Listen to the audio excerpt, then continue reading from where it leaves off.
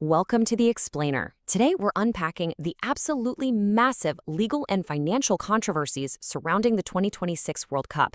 We are going to break down exactly how what was supposed to be a historic, celebratory homecoming for the beautiful game here in North America has, well, transformed into a multi-state legal battle. Okay, let's jump right in with a number that is, frankly, jaw-dropping. $33,000. Yep, you heard that right. That is the peak resale price we've seen for a single Category 1 ticket to the World Cup final at MetLife Stadium. To put that into perspective, that is roughly 3 times the previous record for a World Cup ticket. And, as some lawmakers have quickly pointed out, it's literally more than the cost of a full semester of college tuition.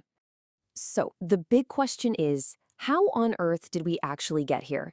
How did an event that promised widespread, affordable access to everyday fans suddenly lock them out completely?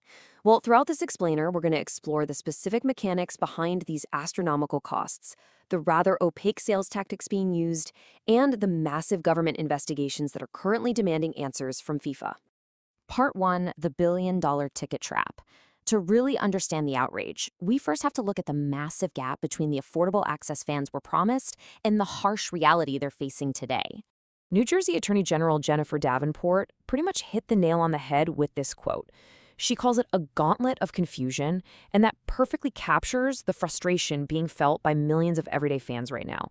Officials are arguing that instead of a fair, transparent process, the ticketing system has actively worked against the consumer, which is exactly what led to joint criminal investigations by the states hosting the final. Part 2, dynamic pricing and fake scarcity.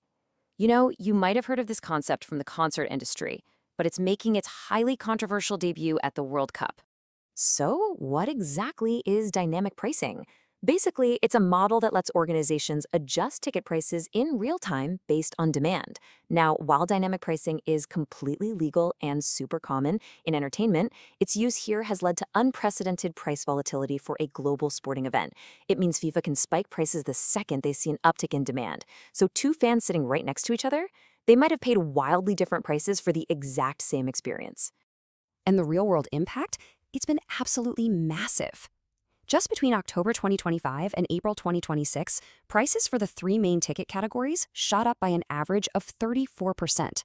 And we're not just talking about a handful of marquee games either. This dynamic price hike hit roughly 90 of the 104 tournament matches. And then, as if that wasn't confusing enough, there's this wild number, 1.2 million. FIFA reportedly held back 1.2 million tickets from the initial sales phases. Critics and legal scholars are alleging that the organization is creating artificial scarcity. Because think about it, but keeping fans in the dark about how many seats are actually left, it triggers this massive fear of missing out. That drives up panic buying, which, you guessed it, allows those dynamic prices to surge even higher. Which brings us to part 3, the seat map bait and switch. Because soaring prices are really only half the story here.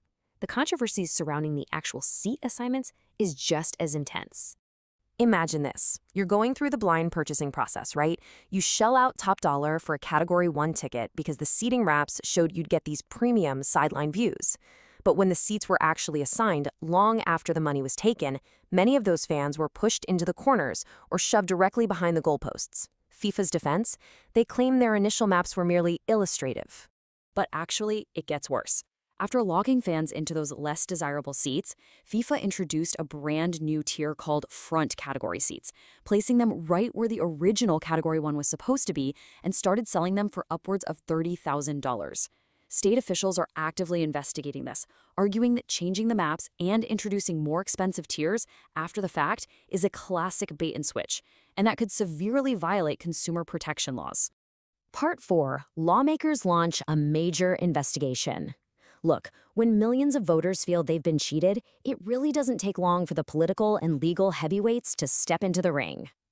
On May 7th, U.S. Congress members Frank Pallone and Nellie Poo went straight to the top, sending a formal letter directly to FIFA.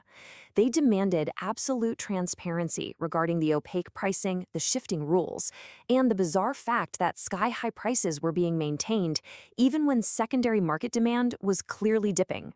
Things escalated incredibly fast. We go from the initial price hikes in late 2025 to the controversial redrawing of the seat maps in April 2026, straight to the congressional demands in early May. And all of this culminated on May 27th when Attorneys General Letitia James of New York and Jennifer Davenport of New Jersey officially issued subpoenas to FIFA. New York Attorney General Letitia James made her stance crystal clear. Lawmakers are demanding that FIFA hand over their internal documents. They impartially want to see the pricing strategies and the communication logs to determine, once and for all, if FIFA has been deliberately misleading the public regarding the MetLife Stadium inventory. And investigators are also zeroing in on a massive 30% fee. You see, FIFA operates its own official resale marketplace, but they extract a massive 30% total cut from every single transaction.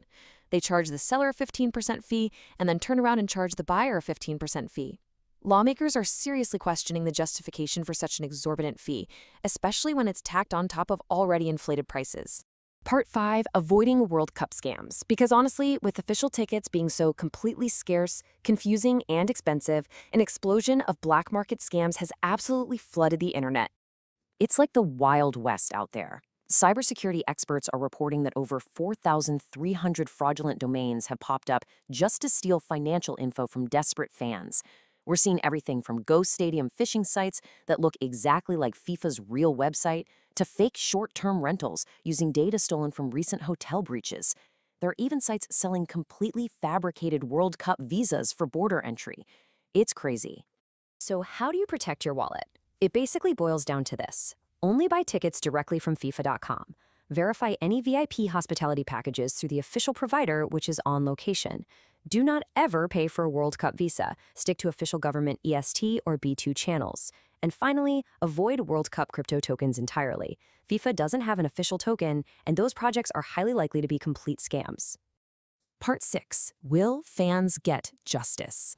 With the tournament getting closer and closer, everyone is wondering if these legal maneuvers by the state attorneys general will actually result in any meaningful restitution for the fans. Legal experts like law professor Jody Balsam are pointing out that FIFA really isn't untouchable here. If they are found to have breached consumer trust through deceptive dynamic pricing or that map switching tactic we talked about, they could face significant financial penalties.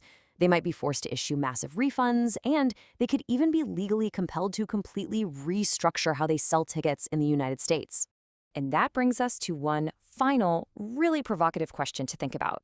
If the organizers of the world's most popular sport are relying on opaque pricing, artificial scarcity, and bait-and-switch tactics to maximize billions in profit, can the beautiful game truly remain accessible to everyday fans?